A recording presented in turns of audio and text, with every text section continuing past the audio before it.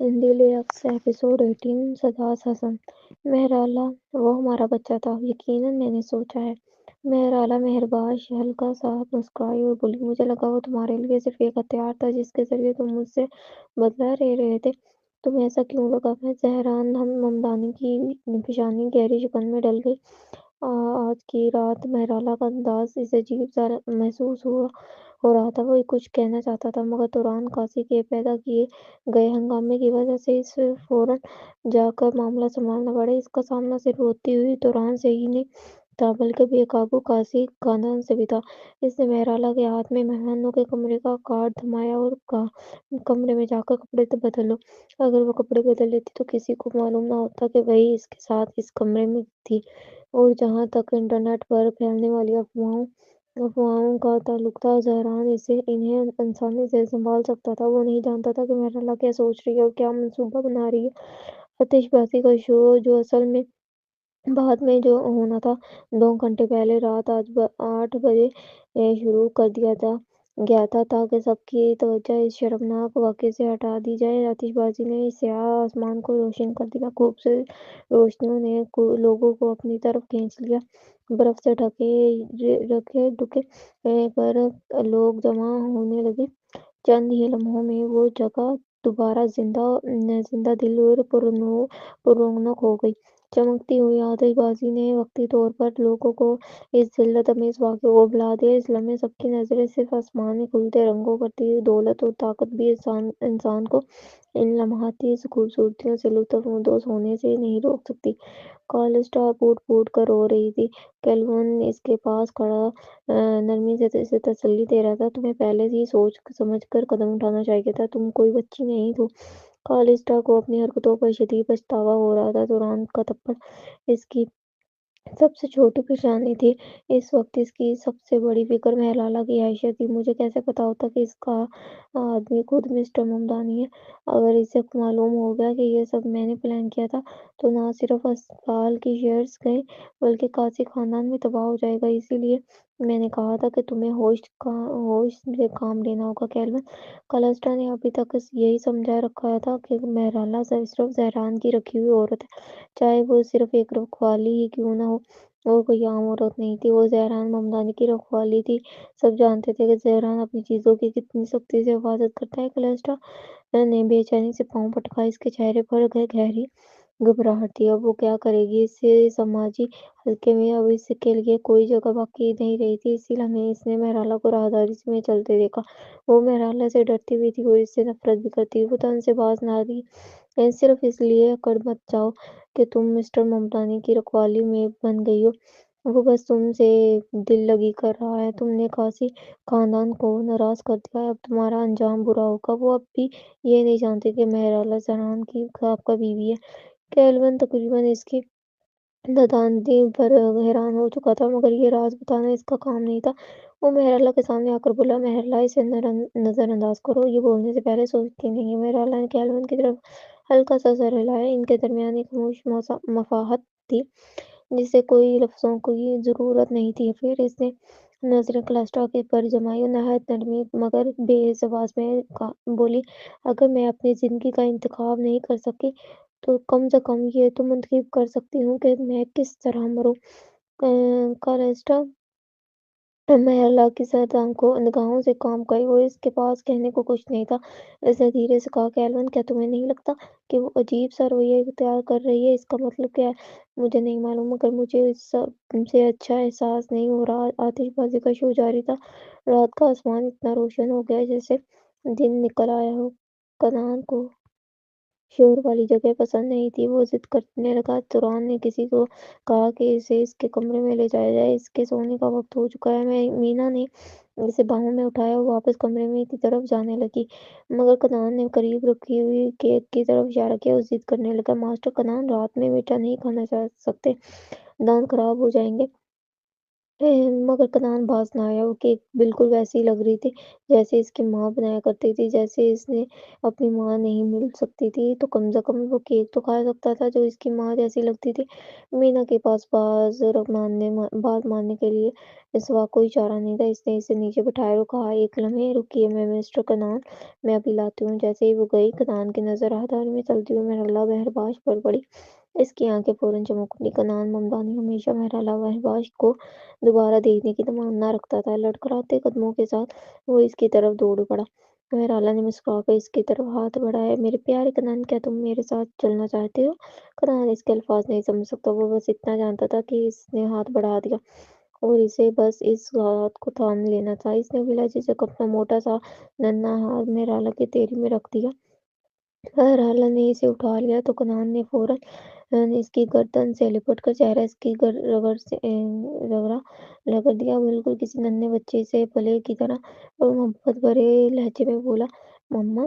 مہرالہ نے اسے پیار سے دیکھا اور نرمی سے کہا، نادان لڑکے، میں تمہاری ماں نہیں ہوں، مجھے آنٹی کہو۔ اس وقت سب لوگ جہاز کے اگلے حصے میں آتش بازی دیکھنے میں مصروف تھے، اس لیے مہرالہ کو کنان کو ساتھ لے جانے میں کسی قسم کی رکاوٹ پیش نہ آئی۔ وہ کنان کو اپنے کمرے میں لے آئی جہاں کیک رکھی ہوئی تھی۔ اس نے کنان کے سر پر سالگرہ ٹوپی رکھی اور موم بتی جلائی اور نہایت دھیمی آواز سے اس کے لیے سالگرہ کا گیت گایا۔ کنان کو سمجھ نہیں آ رہا تھا وہ کیا کر رہی ہے، مگر جو کچھ بھی ہو رہا تھا وہ مسکرا رہا تھا۔ مہرالہ نے ایک چھوٹے سے ڈبے سے زمرد کا ہار نکالا۔ اس کا ڈیزائن نہایت دلکش اور زمرد خوب چمک رہا تھا۔ ہار پر کنان کا نام کندہ تھا۔ یہ میں نے اپنے بیٹے کے لیے تیار کیا ہے، مگر میں اسے دے نہ سکی چونکہ تمہارا نام بھی اس جیسا ہے، اس لیے میں یہ تمہیں دے رہی ہوں۔ کنان نے ہار پکڑنے کے لیے ہاتھ بڑھایا۔ اس کی ہنسی میں ذرا ممدانی کی جھلک صاف نظر آ رہی تھی۔ مہرالہ نے اس کے گلے میں ہار پہنانا اور اس کے گال پر بوسہ دیا۔ سالگرہ مبارک ہو کنان کو اسے ٹکٹی بانے دیکھتی رہی۔ دل میں سوچا، اگر میرا بچہ زندہ ہوتا تو شاید وہ بھی بالکل ایسا ہی ہوتا۔ مہرالہ نے کیک کے 2 ٹکڑے کاٹے۔ اس نے ان میں سے ایک کریم اور پھل میں ہٹا دیا۔ کنان نے چمچ پکڑا مگر وہ ابھی اسے استعمال کرنا نہیں چاہتا تھا۔ وہ کیک کھانا چاہتا تھا مگر کھا نہیں پا رہا تھا اور بس اپنے موٹے موٹے ہاتھ ہلاتا رہا۔ پھر وہ پلیٹ کی طرف جھکا اور کریم چاٹنے لگا۔ کریم اس کے ناک پر لگ گئی۔ مہرالہ نے نرمی سے مسکرا کر کہا، دیکھو تو صحیح، تم نے تو خود کو پورا کیک سے ہی بھر لیا۔ وہ مسکراتے ہوئے بڑے بڑے نوالے لے کر کیک کھانے لگی، مگر اس کی آنکھوں میں آنسو رکنے سے بھی نہ رکے۔ جب کنان نے اس کے آنسو دیکھے تو وہ اپنی اناڑی پن سے اسے تسلی دینے لگا، رو رو۔ مہرالہ نے آنسو پوچھے کنان کو اٹھایا اور دھیمی آواز میں کہا، ننھے، میرا بھی ایک بچہ تھا۔ کنان کو کچھ سمجھ نہیں آ رہا تھا۔ اس نے ہاتھ بڑھا کر مہرالہ کے چہرے سے آنسو پوچھنے کی کوشش کی، مگر میرا بچہ بہت دور کہیں چلا گیا، میں اسے ہر روز یاد کرتی ہوں۔ ننھے، تم تو ران کھاسی کا بچہ کیوں ہو؟ مہرالہ اسے گود میں لے کر بیٹھ گئی۔ وہ بولتی رہی، اس بات کی پرواہ کیے بغیر وہ کچھ سمجھ رہا ہے یا نہیں، تمہاری عمر میں بھی ایک ننھی سی شہزادی تھی، میرے ماں باپ مجھ سے بہت پیار محبت کرتے تھے۔ پھر ایک دن میری ماں چلی گئی، میں اس کی گاڑی کے پیچھے دوڑی اور زمین پر گر گئی، مگر اسے پا نہ سکی۔ میرے والد مجھے اچھے تھے، انہوں نے مجھے پالا، تعلیم دی، پھر میں ایک مرد سے محبت کر بیٹھی، اس سے میرا بچہ ہوا۔ پھر میرے والد بیمار ہو گئے، میرا گھر ٹوٹ گیا، میرا بچہ مجھ سے چھن گیا اور میرا محبوب میرا دشمن بن گیا، میں اتنی ناکام کیوں ہوں؟ کنان نے اپنے ننھے بازو مہرالہ کے گرد لپیٹ لیے۔ اس نے اس کی گردن پر گرتے آنسو محسوس کیے۔ وہ نہیں جانتا تھا کہ وہ کیوں اتنا رو رہی ہے، مگر وہ یہ ضرور جانتا تھا کہ وہ نہیں چاہتا کہ وہ روئے۔ مما، نہیں نہیں، اس نے بڑی مشکل سے کہا، مگر اس کے پاس کہنے کو وہ الفاظ نہیں تھے۔ مہرالہ نے آنسو صاف کیے، پھر کنان کو اٹھایا اور اپنے اصل منصوبے کے مطابق دوسری منزل کے ڈیک کی طرف لے گئی۔ تیز ہوائیں چل رہی تھیں، برف کی بوند میں کنان ممدانی مہرالہ مہرباش کی باہوں میں سمٹا ہوا تھا۔ مہرالہ نے سمندر میں ایک جگہ کی طرف اشارہ کیا اور کہا، میرا بچہ اسی حصے میں گم ہو گیا تھا، وہ تم جتنا خوش قسمت نہیں تھا۔ جیسے ہی اسے میرے جسم سے نکالا گیا، اس کی سانسیں تھم گئیں، اسے کبھی سورج دیکھنے کا موقع ہی نہیں ملا۔ ننھے، کیا تمہیں لگتا ہے کہ وہ سمندر کی تہہ میں اکیلا محسوس کرتا ہوگا؟ کیوں نہ تم جا کر اس کا ساتھ دو؟ پانی تھوڑا سا ٹھنڈا تھا، کچھ دیر تک تمہیں تکلیف محسوس ہوگی، پھر مگر پھر سب کچھ ٹھیک ختم ہو جائے گا اور آخرکار تم اس دنیا سے ہمیشہ کے لیے مٹ جاؤ گے۔ یہ اسے زندگی بھر کے لیے توڑ دے گا۔ تم اس کے سب سے پسندیدہ بیٹے ہو، یہ بات اس کا دل چیر کر رکھ دے گی، ہے نا؟ اس نے افسردہ مسکراہٹ کے ساتھ کنان کی گال چٹکی بڑی۔ کم از کم تم میرے بچے جیسے تو نہیں ہو۔ میرے بچے کی زندگی پیدائش سے پہلے ہی ایک سانحہ تھا اور موت تک تھا۔ موت تک بھی۔ وہ کنان کا ہاتھ تھامے آہستہ آہستہ جہاز کے کنارے کی طرف بڑھنے لگی۔ کنان دیکھو، پچھلے سال بھی ایسے ہی تیز برف باری ہوئی تھی بیٹا، تم سمندر میں اکیلے ہوگے، فکر نہ کرنا، میں تمہارے لیے ایک دوست لے آئی ہوں۔ بے انتہا گہرا سمندر کسی دیوبکر عفریت کی طرح تھا، جیسے اپنا دہانہ کھول کر سب کچھ نگل لینا چاہتا ہو۔ کنان کو نرمی سے دیکھتے ہوئے مہرالہ بولی، مجھے معاف کر دو جان، میں تمہاری اس قربانی کا کبھی بدلہ نہیں چکا سکوں گی۔ دوسری طرف نینی مینا کیک لے کر پلٹی تو کنان غائب تھا۔ کنان کے چلنے سیکھنے کے بعد اکیلے گھومنے کی عادت تھی، مگر اس کے ننھے قدم کبھی زیادہ دور نہیں لے جا سکتے تھے۔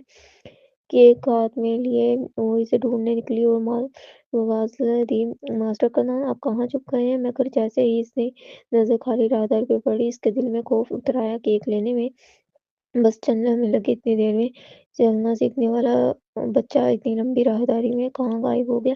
اس نے ریلنگ کی طرف دیکھا، کنان اتنا لمبا نہیں تھا کہ اس کے اوپر چڑھ سکے اور نہ ہی اتنا چھوٹا کہ اس کے نیچے سے پھسل جائے، مگر گھبراہٹ نے اس کی سوچ مفلوج کر دی۔ وہ کیک گرا کر جہاز کے اگلے حصے کی طرف گئی۔ جب اس نے ذرا مامدنی کو پایا تو گھبراہٹ میں کہا، مسٹر مامدانی، ماسٹر کنان کا لاپتہ ہو گئے ہیں۔ تران قاضی نے فوراً اسے تھپڑ مارا اور چیخ کر بولے، میں نے تم سے بس یہی کہا تھا کہ اسے سلا دو، تم نے اسے ایسے گم کر دیا۔ اگر میرے بچے کو کچھ ہوا تو تم زندہ نہیں بچو گی۔ ظاہرہ نے اسے گھور کر دیکھا، پھر بلال نام کی طرف بڑھا، کیمرے چیک کرو، اسے ڈھونڈو۔ مینا بری طرح کانپ رہی تھی۔ ماسٹر کنان بس اتنی دیر میں غائب ہوئے جتنی دیر میں مجھے کیک لانے میں لگے۔ کیا وہ سمندر میں گر گئے؟ یہ ناممکن ہے۔ ذرا نے فوراً انکار کیا، وہ اتنے بڑے نہیں کہ ریلنگ کے نیچے سے نکل جائیں اور اتنے لمبے بھی نہیں ہیں کہ اوپر سے چڑھ سکیں جب تک کہ کسی نے انہیں نیچے نہ پھینکا ہو۔ کسی نے زران کے ذہن میں اچانک مرحلہ کا چہرہ ابھرا، نہیں، یہ ممکن نہیں، وہ کنان سے بے حد محبت کرتی ہے، وہ اسے نقصان نہیں پہنچا سکتی۔ زران فوراً ڈیک سے غائب ہو گیا۔ ادھر باقی سب لوگ بدحواس ہو چکے تھے۔ جہاز اتنا بڑا تھا کہ اور بچہ اتنا چھوٹا، اگر وہ واقعی سمندر میں گرا ہوتا تو مدد کے لیے پکار بھی نہ سکتا۔ دوسری طرف زہران پوری طاقت سے اوپر والی منزل کی طرف دوڑ رہا تھا، وہی جگہ تھی جہاں مرحلہ کے بچے کے ساتھ سانحہ پیش آیا تھا۔ کیا وہ واقعی کنان کو وہیں لے گئی؟ زہران پوری جان لگا کر دوڑ رہا تھا، مگر تیز برف باری کی راہ میں رکاوٹ بن رہی تھی۔ مرحلہ مہرباش کے کہے گئے الفاظ مہران ممدانی کے ذہن میں گونج رہے، دیکھو آج کی برف کتنی خوبصورت ہے، آج ہمارے بچے کی برسی ہے۔ زہران، کیا تم نے اس پورے 1 سال میں کبھی ایک لمحے کے لیے بھی اسے یاد کیا؟ میں سمجھتی رہی کہ وہ تمہارے لیے بس مجھ سے بدلہ لینے کا ایک ذریعہ ہے۔ زہران نے سب کچھ غلط سمجھ رکھا تھا۔ اسے لگا مہرالہ کا نشان صرف تران قاضی ہے، مگر اس نے تو کبھی یہ بھی نہیں سوچا تھا کہ مہرالہ کے دل میں اپنے مردہ بچے کا دکھ کس حد تک زندہ ہے۔ اس نے جان بوجھ کر آج ہی کا دن چنا تھا، اپنے بچے کی برسی کے دن۔ کنان مامدانی کو اپنے مردہ بچے کی نام قربان کرنے کے لیے یہی اس کا بدلہ تھا، تران سے بھی اور خود زہران سے بھی۔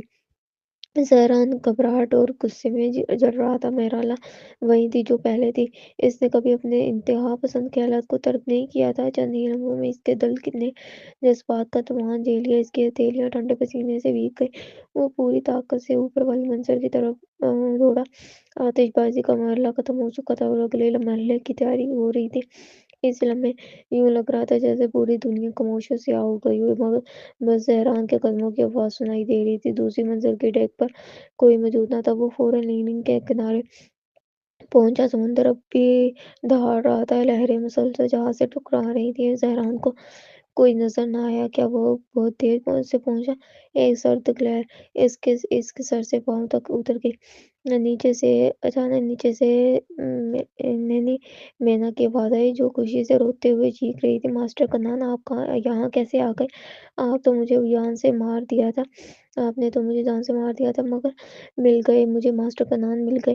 یہ سنتے ہی زہران کے جسم کی ساری طاقت ختم ہو گئی اور وہ وہیں زمین پر بیٹھ کر دوڑنے کی وجہ سے اس کا پورا جسم سینے میں بھیگا ہوا تھا مگر سرد ہوا اسے کپکپا رہی تھی۔ اس نے سینے پر ہاتھ رکھا جہاں دل بے قابو دھڑک رہا تھا۔ مسکراتے ہوئے اس نے دونوں ہاتھوں سے اپنا چہرہ ڈھانپ لیا۔ زندگی میں پہلی بار اس نے اتنی شدید جذباتی اتار چڑھاؤ محسوس کیے۔ وہ یہ نہیں دیکھ پایا کہ مہرالہ ایک لکڑی کی بیڑی کے پیچھے چھپی ہوئی تھی۔ وہ آسمان سے گرتی برف کو دیکھ رہی تھی۔ اس نے آخری لمحے زہران کو ہمیشہ کے لیے توڑ دینے کا اپنا منصوبہ ترک کر دیا۔ سچ یہ تھا کہ وہ کنان کی جان نہیں لے سکی۔ وہ ابھی بہت ننھا تھا، اسے زہران اور توران کی گناہوں کی قیمت نہیں چکانی چاہیے تھی۔ وہ کتنی سنگ دل ہوتی اگر واقعی ایک بچے کو مار دیتی۔ ایک طرف وہ اپنی کمزوری سے نفرت کر رہی تھی اور دوسری طرف اسے خود پر شرمندگی محسوس ہو رہی تھی کہ اس نے ایسا سوچا بھی۔ اس نے اپنی ساری شرمندگی ایک دلیل میں بدل دی۔ شاید اس کے اور زہران کے درمیان بہت سی غلط فہمیاں تھیں۔ زہران کو ان غلطیوں کی سزا نہیں ملنی چاہیے تھی۔ اس کا اصل منصوبہ کنان کے ساتھ سمندر میں مر جانا تھا مگر ابھی ایک کام باقی تھا، وہ سچ جانا جو برسوں پہلے دفن کر دیا گیا تھا۔ جب زہران وہاں سے چلا گیا تو مہرالہ اپنے تھکے ہوئے جسم کے ساتھ زم کو گزرتی ہوئی کمرے میں واپس آئی۔ 10 منٹ بعد زہران اس کے کمرے میں آ گیا۔ اس کی موجودگی کا مطلب واضح تھا، وہ سمجھ چکا تھا کہ کنان کو لے جانے والی وہی تھی۔ جب اس نے کنان کو چھوڑا تھا تو اس نے وہ ہار نہیں اتارا جو اس نے اسے دیا تھا۔ وہ ہار خود زہران نے ڈیزائن کیا تھا۔ یقیناً وہ پہچان لیتا کہ وہ کس کا تحفہ ہے۔ کمرے کی میز پر اس آدھا کھایا ہوا کیک، وہ جلتی ہوئی موم بتیاں ابھی تک موجود تھی۔ مہرالہ ذہنی طور پر تیار تھی کہ زہران اس حرکت کی سزا دے گا۔ اس نے اسے توڑ دینے کا سب سے بہترین موقع خود چھوڑ دیا تھا۔ اب اسے یقین تھا کہ اس کے لیے صرف نہ ختم ہونے والی عزت باقی ہے۔ زہران کے قدم قریب آئے، کمرہ خاموش تھا۔ سر اٹھا کر دیکھنے پر مہرالہ نے دیکھا زہران بغیر کچھ کہے بچا ہوا کیک کھا رہا تھا۔ وہ کبھی کیک پسند نہیں کرتا تھا مگر آج وہ خاموشی سے کیک کھا رہا تھا، کانٹا رکھ کر۔ اس نے رومال سے ہونٹ صاف کیے اور مہرالہ کی طرف بڑھا۔ مہرالہ نے سوچا اب وہ اسے اذیت دے گا مگر وہ اس کے سامنے آ کر رک گیا۔ گہری آواز میں اس نے کہا، ایک دن تمہیں احساس ہوگا کہ آج جو تم نے نہیں کیا وہی تمہارا سب سے درست فیصلہ تھا۔ وہ یہ الفاظ کہہ کر کمرے سے نکلا۔ مہرالہ مہربان اس کے ارادے کو سمجھ نہ سکی۔ اس نے اس پر چیخا، نہ غصہ کیا نہ ہی اس کے کیے پر کوئی سوال اٹھایا۔ پھر یہ تمہارا بہترین فیصلہ تھا کہنے کا کیا مطلب تھا؟ دروازہ زور سے بند ہوا اور اسی لمحے آتش بازی کا ایک نیا مرحلہ شروع ہو گیا۔ مہرالہ نے آسمان میں بڑھتے ہوئے آتش بازی کے رنگ دیکھے۔ وہ لمحہ پھر کے لیے پوری شدت سے چمکتے تھے اور پھر اندھیرے میں گم ہو جاتے تھے۔ اسے لگا اس کی زندگی بھی کچھ ایسی ہی تھی، چند لمحوں کی چمک اور اس کے بعد لامتعان ہی دکھ اور تاریکی۔ جب سب لوگ خوشگوار ماحول میں ڈوبے ہوئے تھے، اچانک مہرالہ نے ایک عورت کی چیخ سنی، ماسٹر کنان! کیا وہ محض وہم تھا؟ اگلے ہی لمحے اس نے چند آدمیوں کو اپنے دروازے کے سامنے دوڑتے ہوئے دیکھا۔ ان میں سے ایک کنان ممدانی کو اٹھائے ہوئے تھا۔ مہرالہ کو سمجھ نہ آیا مگر اس کے قدم خود بخود ان کے پیچھے دوڑ پڑے۔ کنان کی تیز چیخیں پورے راہداری میں گونج رہی تھیں مگر باقی سب لوگ آتش بازی میں مگن تھے۔ زیادہ تر سیکورٹی گارڈ آتش بازی کے انتظام میں مصروف تھے۔ نینی میمنہ کی ٹانگ بری طرح زخمی ہو چکی تھی، وہ ان آدمیوں کے پیچھے نہیں بھاگ سکی، بس بے بسی سے دیکھتی رہی کہ وہ کنان کو لے جا رہے ہیں۔ اسی لمحے مہرالہ کو احساس ہوا کہ جہاز پر صرف وہی واحد شخص نہیں تھی جو کنان کے خلاف سازش کر رہا تھا۔ وہ شکر گزار تھی کہ اس نے پہلے ہی اپنا شام کا لباس بدل لیا تھا ورنہ وہ ان آدمیوں کے ساتھ قدم ملا ہی نہ پاتی۔ وہ پوری طاقت سے دوڑی جیسے اس کے جان سے دوڑ پر لگی ہو۔ جب اس نے دیکھا کہ وہ لوگ اسپیڈ بوٹ اسٹارٹ کر رہے ہیں تو اسے اندازہ ہو گیا کہ وہ وقت پر نہیں پہنچ پائے گی۔ اس نے ایک لمحے کے لیے بھی اپنی جان کی پرواہ نہیں کی اور چھلانگ لگا دی۔ وہ کسی طرح بوٹ پر جا لگی۔ وہ آدمی فرار ہونے والے تھے، انہیں یہ توقع بالکل نہ تھی کہ اچانک ایک عورت ان کے بوٹ پر آ جائے گی۔ اور وہ ہانپتی ہوئی مرحلہ کی قوت برداشت اب ویسی نہیں تھی رہی تھی جب جیسے اسکول کے زمانے میں تھی، جب وہ 1000 گز سے زیادہ بغیر رکے دوڑ سکتی تھی۔ وہ ان آدمیوں کے سامنے خود کو مضبوط ظاہر کرنا چاہتی تھی، مگر ہانپتے ہوئے اس کے منہ سے بس اتنا نکلا، "اس سے نیچے رکھ دو"۔ وہ جملہ بھی ادا نہ کر سکی، ساتھ ہی اسے بورڈ کے کنارے کو مضبوطی سے پکڑنا تھا تاکہ وہ سمندر میں نہ گر جائے۔ وہ خود بھی حیران تھی کہ اتنے کمزور جسم کے باوجود وہ یہاں تک پہنچ چکی۔ یہ حقیقت نے ایک بار پھر ثابت کر دیا کہ خوبصورت عورتوں کے ساتھ لوگ کچھ نرمی برت لیتے ہیں۔ آدمی گھبرا گئے۔ انہوں نے فوراً مہرالہ کے ماتھے پر بندوقیں تان لیں، مگر وہ جملہ مکمل کرنے سے پہلے ہی بے ہوش ہو گئی۔ ایک قریب کھڑے آدمی نے لاشعوری طور پر اسے تھام لیا تاکہ وہ گر نہ جائے۔ "باس، اس عورت کا کیا کرنا ہے؟ کیا اسے بھی سمندر میں پھینک دیں؟" مدھم روشنی مہرالہ کے چہرے پر پڑی۔ وہ معصوم اور زندہ ضرور لگ رہی تھی، اس کی سفید جیکٹ ہوا میں لہر رہی تھی جو اسے اور بھی کمزور اور بیمار دکھا رہی تھی۔ گروہ کے سردار نے اسے غور سے دیکھا اور کہا، "کوئی ضروری نہیں، چلو نکلتے ہیں۔" اسپیڈ بوٹ تیزی سے کروز شپ سے دور چلی گئی۔ ایک آدمی ہنستے ہوئے، "یہ واقعی پاگل ہے، قیدی بننے کے لیے خود ہماری بوٹ تک دوڑ کر آ گئے۔" ادھر نینی میمنہ ریلنگ کے پاس کھڑی سب کچھ دیکھ رہی تھی۔ وہ خوف اور غصے سے کانپ رہی تھی، خون بہتی ٹانگ کے ساتھ وہ کسی طرح راہداری سے باہر نکلی۔ تب جا کر سیکورٹی گارڈ کی نظر اس پر پڑی۔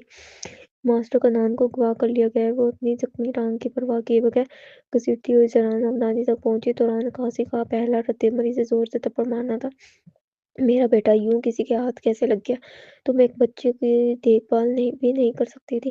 میں نے کتنی بار کہا کہ"۔ نینی نے ابتدا سے لے کر آخر تک پورا واقعہ بیان کیا۔ جیسے ہی تو عکاسی نے سنا، مہرالہ مہرباش بھی بورڈ پر چڑھ گئی۔ اس کا پہلا ردعمل فوراً الزام لگانا۔ "مجھے پہلے ہی معلوم تھا، مہرالہ کچھ نہ کچھ گڑبڑ ضرور کرے گی۔ انہی نے ان آدمیوں کو ہمارے بچے کو اغوا کرنے کے لیے ہائر کیا ہوگا۔ زہران، تمہیں ہر حال میں کنان کو واپس لانا ہے۔" زہران ممدانی کو اس لمحے تو کو تھپڑ مارنے کا شدید جل رہا، مگر وہ عورتوں کا ہاتھ اٹھانے کا عادی نہیں تھا۔ اسے یوں لگا جیسے کوئی ہوش میں رہتے ہوئے بھی اسے بات کہہ سکتا ہو۔ اپنا غصہ ضبط کرتے ہوئے اس نے کہا، "اسے یہاں سے باہر لیا جاؤ۔"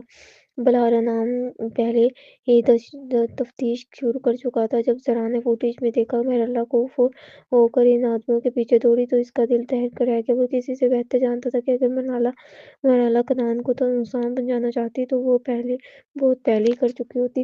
وہ کنان سے واقعی محبت کرتی، اتنی بندوق کے دیکھنے کے باوجود بھی اس کے پیچھے بھاگی۔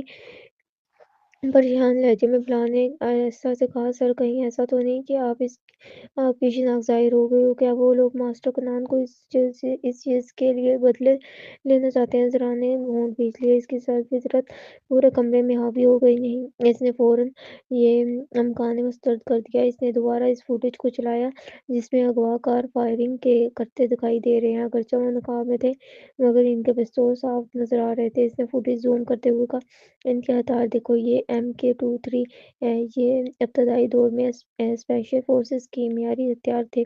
طاقت کے لحاظ سے یہ ڈیزرٹ ایگل کے برابر ہیں۔ اگر ان کی کمزوری واضح ہے، یہ بہت بھاری ہیں۔ بغیر سائلنس کے بھی انہیں ایک ہاتھ سے چلانا آسان نہیں۔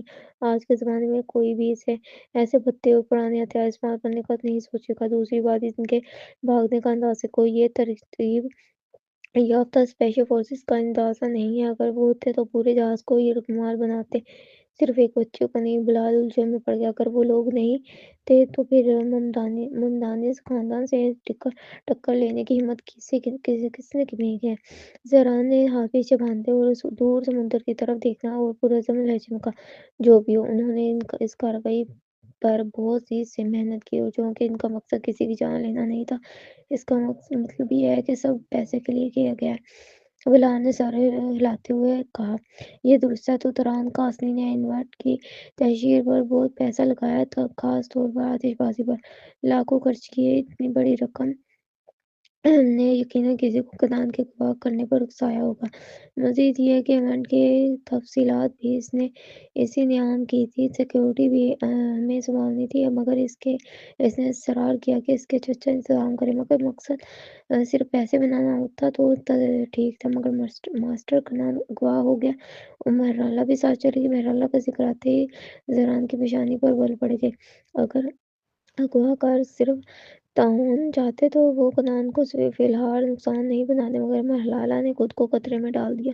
اغوا کار پوری تیاری کے ساتھ آئے تھے۔ انہوں نے خشکی کے بجائے سمندر کو منتخب کیا، کیونکہ زمین پر نگرانی سے بچنا مشکل تھا۔ سمندر میں تو موبائل فون کا سگنل بھی نہیں ہوتا تھا، کسی کا سراغ لگانا اور بھی دشوار ہو جاتا۔ زہران کا سب سے بڑا خدشہ تو یہی تھا کہ کہیں وہ لوگ کسی غیر آباد جزیرے پر نہ ہوں، کیونکہ اس صورت میں تلاشی اور بھی مشکل تھی۔ اگلے چند گھنٹوں میں اس نے بے شمار فون کالز کیں اور ایک تفصیلی ریسکیو پلان ترتیب دیا۔ اس کے باوجود وہ ایک لمحے کے لیے بھی پرسکون نہ ہو سکا۔ اس کی پریشانی پر فکر کی لکیریں اب بھی نمایاں تھیں۔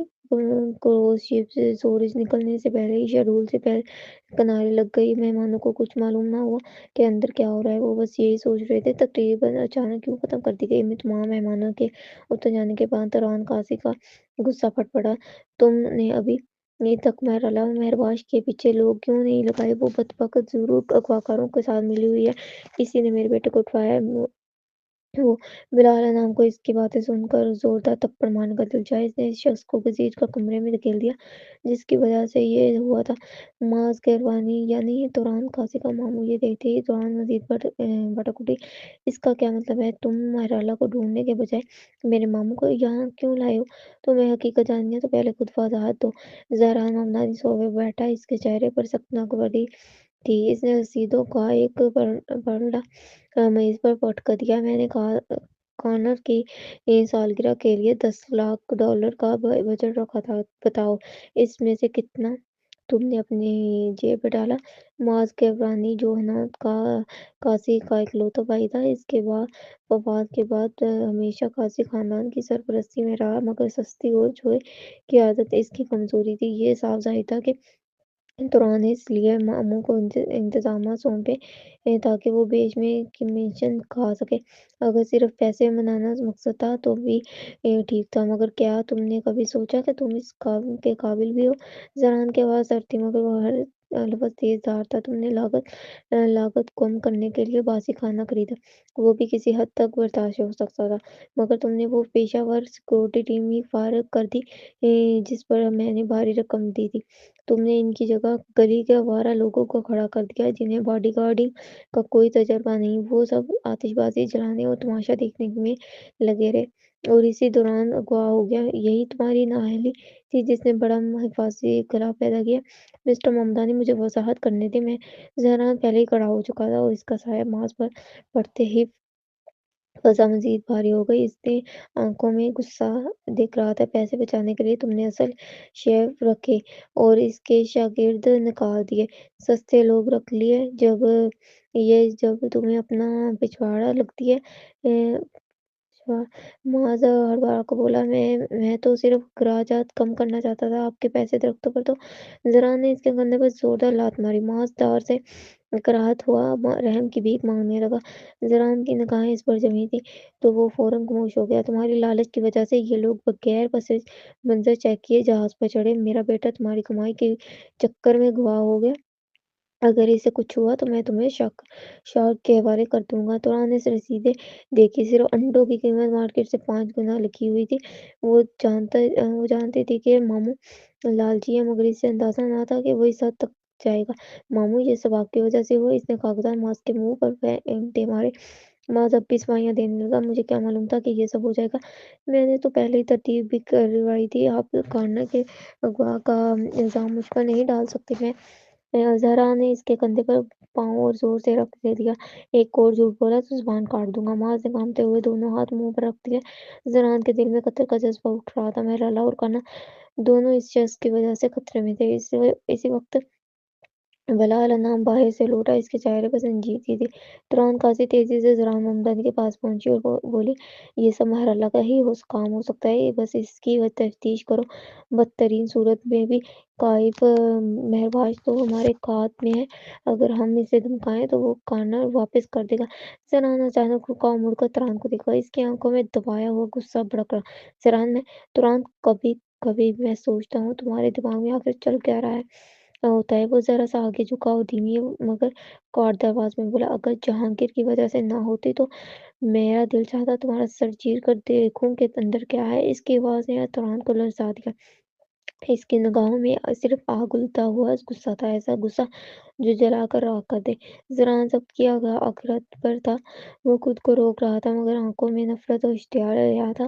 دعا کرو کہ ان دونوں کو کچھ نہ ہو، ورنہ محض کہروانی کو کوئی نہیں بچا سکے گا، چاہے جہانگیر قبر سے نکل کر بھی مجھ سے رحم کی بھیک مانگے۔ توران کی کمر پسینے سے بھیگ گئی تھی، وہ بے بس ہو کر کرسی پر ڈھیر ہو گئی۔ کیا واقعی مہراللہ کا کام نہیں تھا؟ پھر اس کے بچے کے ساتھ کیا ہوا؟ ذہان تفتیش نقشے کے سامنے کھڑا ہو گیا۔ بلال نے تجزیہ کرتے ہوئے کہا، قریب ہی ایک جزیرہ کا سلسلہ ہے، 300 سے زیادہ جزیرے، ان میں سے کئی غیر آباد اور غیر درج شدہ ہیں۔ دو ڈرون بھیجو، آج آباد جزیروں کو نکال دو، ایسے جزیروں پر توجہ دو جن کا جغرافیہ پیچیدہ اور قدرتی وسائل کم ہو۔ اغوا کاروں کو خبردار نہ ہونے دینا اور کارروائی مکمل راز میں رکھنا۔ سمجھ گئے؟ گولی کی فنگر پرنٹس نکل آئی جی، ڈیٹا بیس میں چلا دیے، اور ابھی کوئی میچ نہیں ملا تو پھر گولی اور ہتھیاروں پر کام کرو۔ بلیک مارکیٹ کنگالوں پہ یہ بندوقیں آج کل عام نہیں ملتی۔ جی ماسٹر ممتاز۔